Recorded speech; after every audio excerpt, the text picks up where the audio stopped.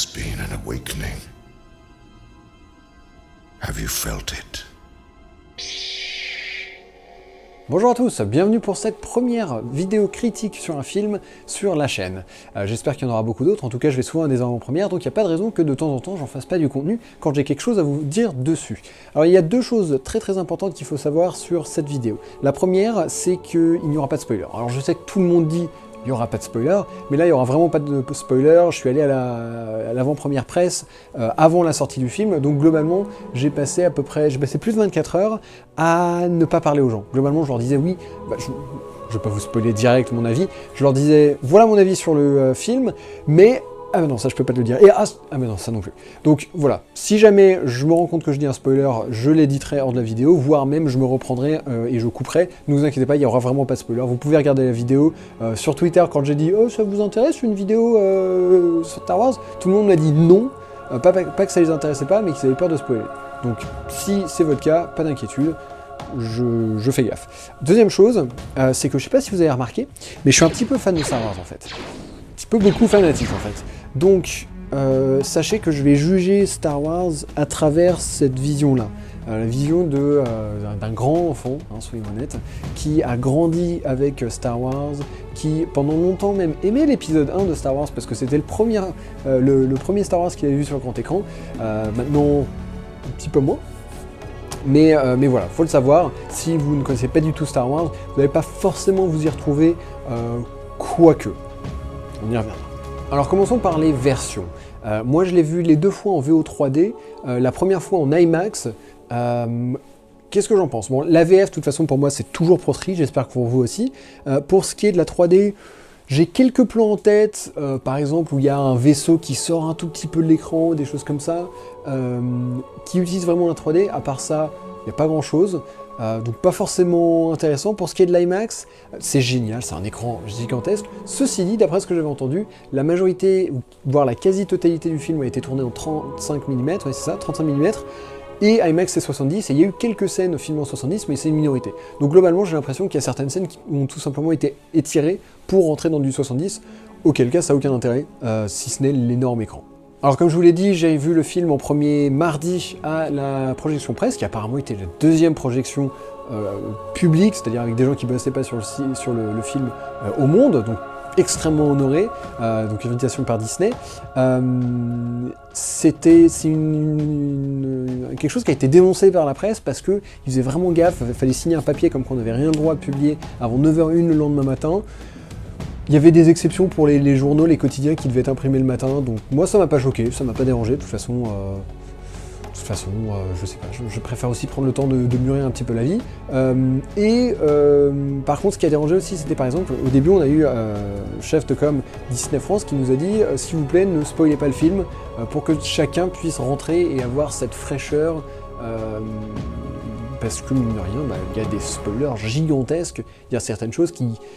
Bon, pas qu'ils gâchent le film, mais c'est vrai que moi je vivais les scènes différemment à mon second visionnage. Donc ouais, attention à ça, je peux tout à fait comprendre pourquoi les gens ne veulent pas être spoilés et pourquoi même Disney a pas voulu en parler. D'ailleurs, ça se va dans la continuité de ce qu'ils ont fait pour les teaser trailers, donc là je sais, je parle pas encore vraiment du film, qui était globalement de ne pas dire grand chose. Ça c'est quelque chose que j'ai trouvé un coup de force magistral, c'est que entre les trailers, on a eu pas mal quand même, entre ceux qui sont sortis ici, ceux en Chine avec des images exclusives, par exemple J.J. Abrams qui allait leaker des choses, enfin leaker exprès des choses sur son Twitter, c'était très contrôlé, et résultat, quand on rentre dans la salle, on a eu plein d'images, on a eu plein de scènes différentes, alors on n'a aucune idée de ce qui se passe, mais réellement aucune. Alors moi en tout cas c'est comme ça que je l'ai vécu, par exemple en voyant le film une seconde fois, avant il y avait des bandes annonces, et c'était un autre monde quoi, où je disais mais... Ok, je connais ce film, j'ai compris. Je connais peut-être pas le dénouement, mais je sais à peu près comment ça se passe, alors que Star Wars, pas du tout, c'était juste des scènes stylées, voire même des plans qui appartiennent à des scènes qui étaient dans le trailer, mais pas dans le film final. Il y avait des plans similaires, mais pas exactement ça, et ça, j'ai trouvé ça vraiment intéressant. Alors, comme tout Star Wars, on commence avec A long time ago in a galaxy far far away, le logo, le texte jaune qui défile, la caméra qui descend avec un vaisseau qui passe, classique. Et jusque là, enfin moi, direct un sourire, ce sur les lèvres, je veux dire, c'est tellement un moment. D'ailleurs, grosse différence entre la projection presse et la projection fan, hein, qui ont réservé leur place le premier jour, c'est que là, tout le monde retenait son souffle, riait, enfin, on entendait et on sentait l'excitation dès le début, des applaudissements épars, même tout au long du film. Et globalement, on a eu une intrigue que je vous dévoilerai pas, mais dès le début, qui, donc c'est à peu près 20 ans après l'épisode 6, qui met l'eau à la bouche. Vraiment, ça a été bien travaillé, c'est très très intéressant, et on est, comme d'habitude, direct plongé dans l'action, mais ça va. Il y a peut-être les personnages qui sont pas suffisamment introduits, c'est-à-dire que Rey, donc qui est la fille, jouée par... Daisy Williams, j'ai envie de dire, mais je crois que je fais un mélange. Daisy quelque chose, qui est très très bien, introduite. On comprend tout à fait qui c'est. Par contre, John Boyega, donc Finn, c'est plus rapide. Et il y a certaines informations, par exemple, sur lui qui viennent 1 heure plus tard dans le film, et je me suis dit, c'était cool d'avoir l'information. Je comprends qu'ils veulent le diluer tout au long du film. J'aurais bien voulu savoir ça plus tôt quand même. Pour le reste, ça se passe bien, on rentre dedans, mais je pense qu'une partie de ça vient peut-être du fait qu'on connaît si bien certains autres personnages du film, à savoir, par exemple, Han et Leia. Eux, je peux parler d'eux, ils sont sur l'affiche, hein, vous savez qu'ils sont dedans. Je vais forcément pas parler de Luke, parce que lui, c'est pas pour rien qu'ils l'ont pas mis dans le trailer. Pour les autres, le sabre laser rouge, avec la garde, est original. Fonctionne, pourquoi pas. J'adore le côté cassé du sabre. Si vous regardez bien, même vous le voyez dans les trailers, on voit qu'il crépite, etc. Il est sale. Et du coup, ça démontre quelque chose sur Kylo Ren, qui le manie. Et c'est vachement intéressant, ça, d'avoir ces différents... Enfin, j'ai l'impression qu'il s'amuse plus, il se libère un petit peu plus. Mais le principal problème du film, je dirais, c'est qu'il se libère pas forcément suffisamment des règles de Star Wars. Je peux comprendre. J.J. Abrams est un réalisateur de génie, je trouve. C'est un peu le nouveau Spielberg. J'adore Spielberg, donc forcément, voilà. Mais j'ai l'impression que vu que c'est son premier Star Wars, son seul a priori, pour être sûr que ce sera un Star Wars, il suit tous les clichés de Star Wars. Donc ça va être les transitions, ça va être certains types de plans, ça va être la musique évidemment qui a été composée par John Williams. Certains n'aiment pas la musique, moi je trouvais qu'elle était vraiment très très cool. Mais globalement, oui, c'est... Même, en fait, ça suit beaucoup l'épisode 4, dans le sens où ça introduit une nouvelle trilogie, et donc il y a beaucoup de choses qui sont... c'est ça, introduites, présentées, et on se dit, c'est bien, mais c'est un petit peu trop rythmé comme l'épisode 4. Je peux comprendre pourquoi, mais bon, il y a certaines choses... je les aurais bien vues un petit peu différemment. Après, on voit quand même largement la touche de Abrams dans son goût des explosions. C'est pas Michael Bay non plus, hein, mais il y a des explosions et des choses comme ça. Je trouve, moi, la façon dont je l'ai qualifié directement sur Twitter de ce film, c'est un film moderne old school. C'est de l'old school moderne, en fait. Et pourquoi est-ce que je dis ça? Parce que ça reprend tout ce que les fans aimaient d'épisode 4, 5, 6, mais il y a quelque chose de plus... Alors évidemment, technologiquement, visuellement parlant, ça n'a rien à voir, mais je sais pas, je trouve qu'il y a quelque chose de plus poli.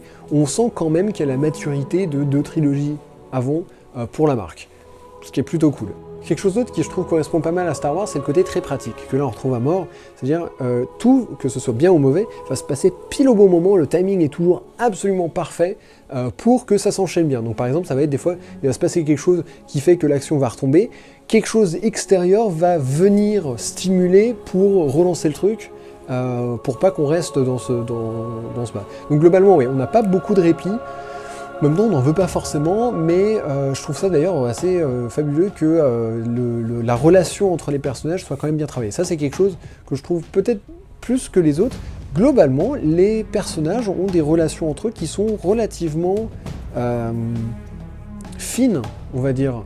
C'est pas un jeu de mots avec Finn. D'ailleurs, jeu de mots avec Finn, vous verrez dans le film, toute la salle les 2 fois à rigoler. Ça marche qu'en français, avec les sous-titres, vous verrez, c'est génial. Pour le reste, écoutez, je pense que c'est un peu tout ce que j'avais noté. C'est très difficile d'en parler sans spoiler.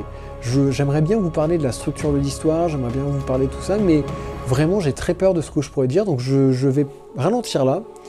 Simplement vous dire que j'y suis allé 2 fois avec grand plaisir. J'y retournerai demain si j'avais pas autant de boulot et s'il restait des places en réservation. Mais je sais pas si je vais m'attirer des foudres, je sais pas si je vais apparaître comme vraiment un fanboy qui n'a pas de sens critique ou quoi que ce soit, mais potentiellement pour moi c'est le meilleur Star Wars de la saga. Alors peut-être que c'est parce que c'est très frais, etc. Faudrait que je pense que je vais me refaire un marathon quand le 7 sortira en DVD. Je regarderai les 7 à la suite. Et peut-être que je vous redonnerai un avis à ce moment-là. Mais en sortant, moi, c'était l'impression que j'avais. Et c'est de nouveau l'impression que j'ai en sortant pour une seconde fois. C'est que vraiment, il manque peut-être un poil d'originalité. Certains critiques, par exemple, ont dit que c'était trop ce qu'on voulait. C'est-à-dire que c'était vraiment exactement fait pour les fans hardcore qui voulaient quelque chose. Et attention si on en divaguait. Abrams a clairement suivi l'actualité, tout ce que les gens n'aimaient pas de la prélogie. Il l'a pas refait dans cette trilogie-là. Mais c'est pas grave. Moi, voilà, c'est exactement le film que je voulais, en fait. Je l'aurais pas moi-même trouvé comme ça, mais il remplit tous les critères. Donc ça a été un plaisir. Il y a beaucoup d'humour aussi. Ça, oui, c'est quelque chose. Il y a beaucoup plus d'humour que dans les autres, je trouve. Régulièrement, toute la salle éclatait de rire, ce qui est pas désagréable. Et ça ruine pas du tout l'action ou quoi que ce soit. Et ouais, il y a des twists qui sont très intéressants, il y a des twists, des retournements de situation, mais aussi simplement des partis différents sur quelque chose que je trouve vraiment bien. Bref, je vais m'arrêter là, je pense que j'ai été suffisamment long, c'est très fouillis, je m'en rends bien compte, mais c'est parce que je ne peux pas le structurer comme une critique normale que je ferais d'habitude. En tout cas, ce que je peux vous conseiller, c'est peut-être, si vous n'êtes pas à fond dedans, laissez la hype descendre, laissez les fans hardcore aller au cinéma, sortir dans la rue habillés comme ça. Beaucoup de gens m'ont arrêté, et pourtant, je suis la seule personne que j'ai croisée à avoir été déguisée, à part mon ami à moi qui est venu avec un déguisement fait maison, et on avait quelques personnes avec des sabres laser au cinéma quand j'y suis retourné, pas avec la presse forcément. Mais voilà, en tout cas, c'était vraiment un grand plaisir. Je vous le recommande. Attention aux spoilers, vraiment. C'est le genre de truc... autant la presse, j'ai l'impression, face à gaffe, autant les gens qui ont une base de fans, comme moi, par exemple, fait gaffe parce que ça peut vite se retourner contre nous, perte d'abonnés, etc. Autant les gens qui sont juste sur Internet n'ont rien à perdre et peuvent balancer des trucs juste pour rire. Donc attention, je sais que moi j'aurais vraiment mal vécu si on m'avait spoilé le film comme ça. Bref, moi je vais vous laisser, je vais retourner en exil. Merci à tous de m'avoir suivi pour cette vidéo très fouillie sur Star Wars épisode 7. J'espère que vous allez voir que... n'hésitez pas à me donner sans spoiler, mais n'hésitez pas à me donner vos avis dans la description.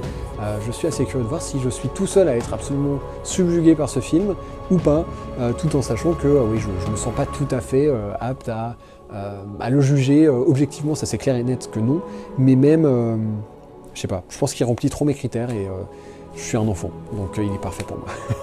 Voilà, merci à tous pour votre attention, et on se retrouve très bientôt. Bye bye.